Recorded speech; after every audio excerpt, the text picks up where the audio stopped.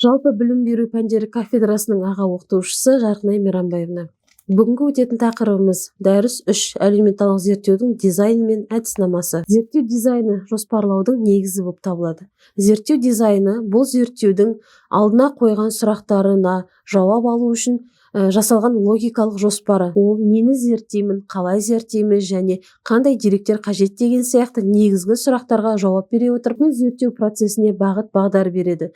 Тиімді дизайн зерттеудің сенімділігі мен жарамдылығын арттырады. Барлаушы, яғни құбылыс аз зерттелетін жағдайда бағыт-бағдар анықтау және жаңа идеялар қалыптастыру үшін қолданылады. Келесі сипаттамалық. Құбылыстың жай-күйін, құбылмалы және қасиеттерін сипаттауға болады. Кім, не, қайда сұрақтарына жауап беріп отырады. Түсіндірілмелі себеп-салдарлық байланыстарды анықтауға, неге және неліктен деген сұрақтарға жауап беруге тырысады. Зерттеу мәселесі зерттеудің жүрегі деп айтамыз. Яғни зерттеу мәселесі бұл теория мен практика арасындағы алшақтық немесе қоғамдағы шешімі табылмай жатқан қайшылықтық. Ол зерттеудің бағытын анықтайды, неліктен бұл зерттеудің маңызды екенін көрсетеді. Мәселенің дұрыс қойылуын зерттеудің сәттілігінің жартысы деп есептеледі. Зерттеу мәселесі дұрыс қойылатын болса, зерттеудің 50% дайын деп есептеледі.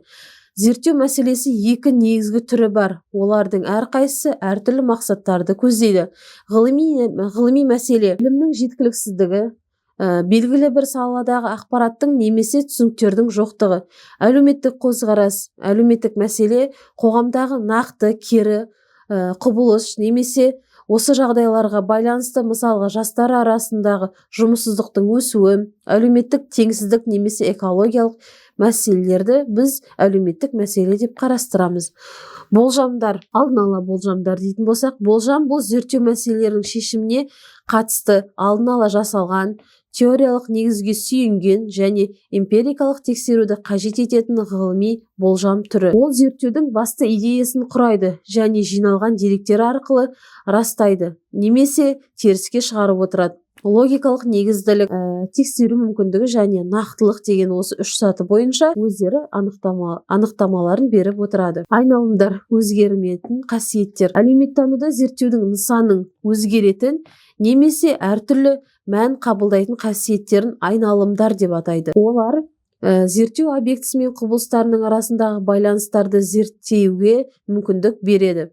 Айналымдарды дұрыс анықтау және өлшеу зерттеу нәтижелерінің сенімділігін қамтамасыз етеді. Біз қарастыратын айналымдар бұлар бізде тәуелсіз, тәуелді және бақылаушы болып табылады. Іріктеу, зерттеу нысанына таңдау. Зерттеуші барлық халықты сұрай алмастыратындай, соның ішінде зерттеуге қажетті белгілі бір жиынтықтарын таңдай алады.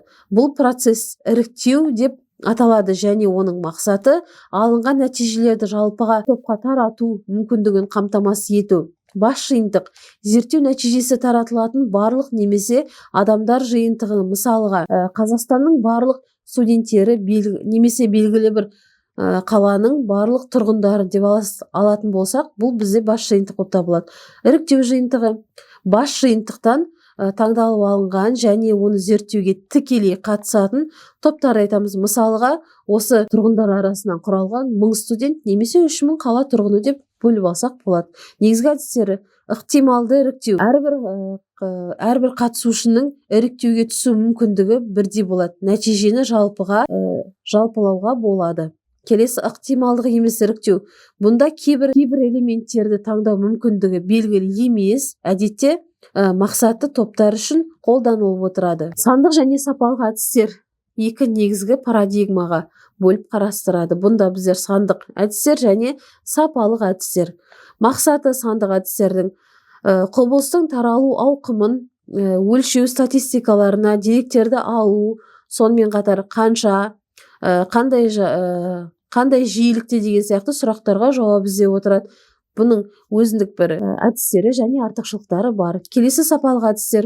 Мақсаты адамдардың іс-әрекетін, себебін, мағынасын, ішкі жан дүниесін және терең мотивацияларын түсінуге жол ашады. Бұл неге, қалай, қандай мағына бар деген сияқты сұрақтарға жауап іздейді. Бұның да өзіндік әдістері мен артықшылықтары бар. Ақпарат жинау. Деректерді жинау зерттеудің ең маңызды кезеңдерінің бірі. Қандай іс-әрекет таңдау болса да, зерттеу сұрақтарына болжамдар мен зерттеудің жалпыға бірдей дизайнына байланысты төмендегідей негізгі элементтерге қысқаша шолу ұсынылады.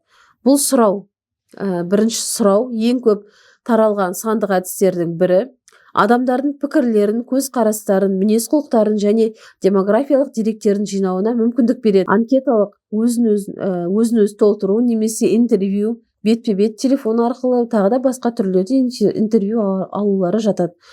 Одан кейін, сұраудан кейін бізде бақылау процесі жүзеге асады және құжаттарды талдау процесі. Зерттеу дизайны мен әдістемасын таңдау зерттеудің негізгі бастапқы нүктесі болып табылады. Дұрыс таңдалған әдіснама зерттеу сұрақтарының жан-жақты жауап беруге, сенімді нәтижелер алуға және оларды жалпылама топқа таратуға мүмкіндік беріп отырады. Бұл өз кезегінде ғылыми білімнің дамуына және әлеуметтік мәселелерді шешуге өзінің ықпалын тигізіп отырады. Қорытындылай келе, зерттеу дизайны бұл теориялық болжамдарды нақты эмпирикалық деректерге айналдыратын көпір. Ол зерттеудің бағыты, әдістерін және қолданатын құралдарын айқындайды. Әрбір зерттеушінің өзіндік мақсаттарға және зерттелетін мәселенің сипатына сәйкес келетін ең тиімді дизайндары бар. Бұлар бізде мақсатты анықтау, мәселені қою, болжамда тұжырымдау, әдіснаманы таңдау, деректерді жинау және ең соңғы бөлігі талдау және қорытындыдан тұрады. Назарларыңызға рахмет.